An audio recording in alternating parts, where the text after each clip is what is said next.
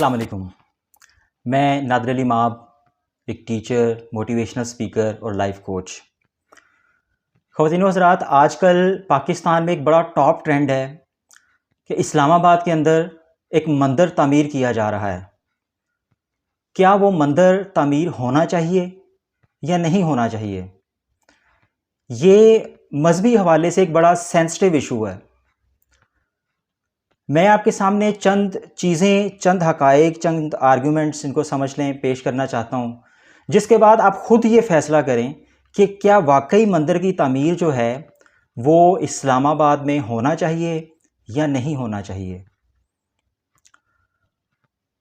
اب سب سے پہلی بات، اس میں جو سب سے پہلا نقطہ آپ کے سامنے رکھنے لگا ہوں وہ ہے قائد اعظم محمد علی جناح، جو فاؤنڈر آف پاکستان ہیں. ان سے ایک صحافی نے ایک دفعہ ایک سوال کیا اقلیتوں کے بارے میں، اور جناح کا جواب کیا تھا کہ it is inevitable to have minorities ان پاکستان، کہ پاکستان میں اقلیتوں کا ہونا ناگزیر ہے. نہ صرف پاکستان میں بلکہ انڈیا میں بھی اقلیتوں کا ہونا ناگزیر ہے. اور اقلیتیں ظاہر ہے مذہبی حوالے سے ہیں. یہاں پہ ہندو مائنورٹی کے حوالے سے، کرسچن مائنورٹی کے حوالے سے بات کی جا رہی ہے، اور وہاں پہ مسلمان مائنورٹی میں تھے، ان کے حوالے سے بات کی جا رہی تھی. تو یقیناً ہم یہ کبھی بھی نہیں چاہیں گے کہ انڈیا کے کسی بھی شہر میں بہت بڑی مسجد نہ بنے. ہم یہ کبھی بھی نہیں چاہیں گے. دوسری بات، حضرت عمر رضی اللہ تعالیٰ عنہ کے زمانے میں جب یروشلم کی فتح ہوئی تو آپ نے وہاں پہ ان عیسائی پادریوں کے کہنے کے باوجود وہاں پہ عبادت کیوں نہیں کی؟ کیا ہو سکتا ہے ان کے مائنڈ میں آنے والے وقت کے بارے میں کہ انہوں نے عیسائیوں کے اس چرچ میں آفر کیے جانے کے باوجود ان کو کہا گیا کہ آپ یہاں پہ اپنی عبادت کر سکتے ہیں، لیکن آپ نے اس کو ترجیح نہیں دی اس چرچ کے اندر عبادت کرنے کو؟ کیوں؟ کچھ تو ان کے مائنڈ میں ہو سکتا ہے نا. تیسرا نقطہ،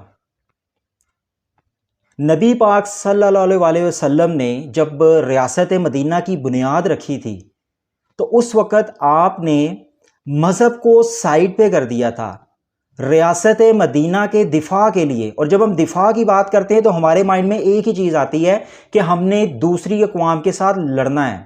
یہاں پہ اقوام کے لفظ کو ہم لوگ دشمن کے ساتھ بدل دیں تو وہ زیادہ بہتر ہے کہ ہم نے اس مملکت کے دشمن کے ساتھ لڑنا ہے.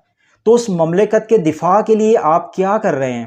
آپ صلی اللہ علیہ وسلم نے عیسائیوں کے ساتھ، یہودیوں کے ساتھ معاہدے کیے، اور وہ معاہدے کیا تھے کہ آپ اپنے مذاہب میں آزاد ہیں، آپ اسلام کو مانیں یا نہ مانیں.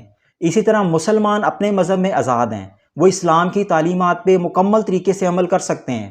لیکن جہاں پہ بات ہوگی دفاع کی تو سب قومیں، سب قبیلے اکٹھے ہو کر مدینہ کا دفاع کریں گے. اور وہ دفاع کیا تھا؟ میری ناقص عقل کے مطابق وہ صرف مدینے کے لیے لڑائی جھگڑا نہیں تھا، مدینے کا معاشی دفاع، مدینے کے لوگوں کو روزگار مہیا کرنا، مدینے کے لوگوں کو اچھا معاشرہ فراہم کرنا، مدینے کے لوگوں کو اچھی رہنے کی جگہ فراہم کرنا، ان کے حقوق کا خیال رکھنا، یہ مدینے کا دفاع تھا. شہری آزادیاں دینا، یہ مدینے کا دفاع تھا. اور سب سے آخری پوائنٹ آپ یہ دیکھیں کہ قرآن پاک کے اندر اقلیتوں کے بارے میں جن کو ذمی کہا جاتا ہے، اس کا کیا مطلب ہے؟ ذمی اسی سے لفظ بنا ذمہ، پھر ذمہ داری. یہ جو ذمی لوگ ہوتے ہیں جن کو ہم اقلیتوں کے طور پہ جانتے ہیں، قرآن کے مطابق، میری ناقص عقل کے مطابق، قرآن کے اندر ان کے ساتھ ہمارے معاہدے ہوتے ہیں. قرآن کی روح سے ذمی وہ لوگ ہوتے ہیں جن کے ساتھ معاہدہ کیا گیا ہوتا ہے ان کی حفاظت کا، ان کے برابری کے حقوق کا، ان کو معاشرے کے اندر پنپنے کا موقع دینے کا معاہدہ کیا گیا ہوتا ہے. یہ وہ پوائنٹ ہیں جن کو آپ کے سامنے رکھنا میں نے اس لیے ضروری سمجھا کہ ہماری مملکت خدا داد، جس کے ساتھ ہم کوئی شک نہیں ہے کہ مکمل طور پر لائل ہیں، ہم لوگ اپنے اس وطن سے پیار کرتے ہیں، لیکن وہیں پہ یہاں پہ اس وطن میں اور لوگ بھی رہتے ہیں. اور پاکستان کے آئین میں یہ بات موجود ہے کہ ان کو برابری کے حقوق ہیں. تو پہلی بات کے ساتھ میں اس کو ریلیٹ کروں گا کہ ہم لوگ یہ کبھی بھی نہیں چاہیں گے کہ ہندوستان یا دنیا کے کسی اور بھی ملک میں مساجد تعمیر نہ ہوں، ہم یہ کبھی نہیں چاہیں گے۔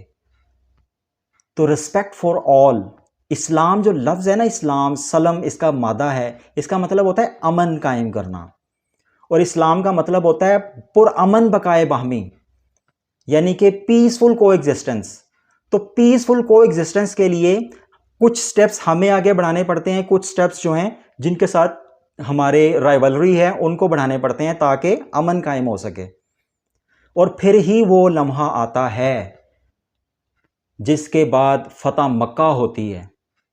آپ دیکھیں نبی صلی اللہ علیہ وسلم کی زندگی میں کتنے معاہدات ہوئے ہیں، اور جب مکہ فتح ہوا تو اس وقت ایک قطرہ بھی خون کا نہیں بہا، یہ صرف ان معاہدوں کی وجہ سے تھا۔ ہاں یہ ضرور ہے اسلام میں کہ اپنے دفاع کو مضبوط رکھیں، اور الحمدللہ پاکستان دنیا کی 7ویں ایٹمی طاقت ہے، دنیا اسلام کی واحد ایٹمی طاقت ہے۔ تو اسلام آباد میں مندر بننے سے کیا ہو جائے گا؟ کیا واقعی اسلام آباد میں مندر بننا چاہیے یا نہیں بننا چاہیے؟ اس بات کا فیصلہ میں آپ پہ چھوڑتا ہوں، اور چونکہ آپ یہ ویڈیو دیکھ رہے ہیں تو آپ سے ساتھ ہی ساتھ یہ درخواست کروں گا کہ اس پہ رائے لینے کے لیے باقی لوگوں کے ساتھ بھی اس کو شیئر کیجئے، تاکہ ہم لوگ اس بحث کے طریقے سے، پیسفل ڈیبیٹ کے طریقے سے اپنے مسائل کو حل کر سکیں۔ آپ کا اس ویڈیو کو وقت دینے کا بہت شکریہ۔ اللہ حافظ۔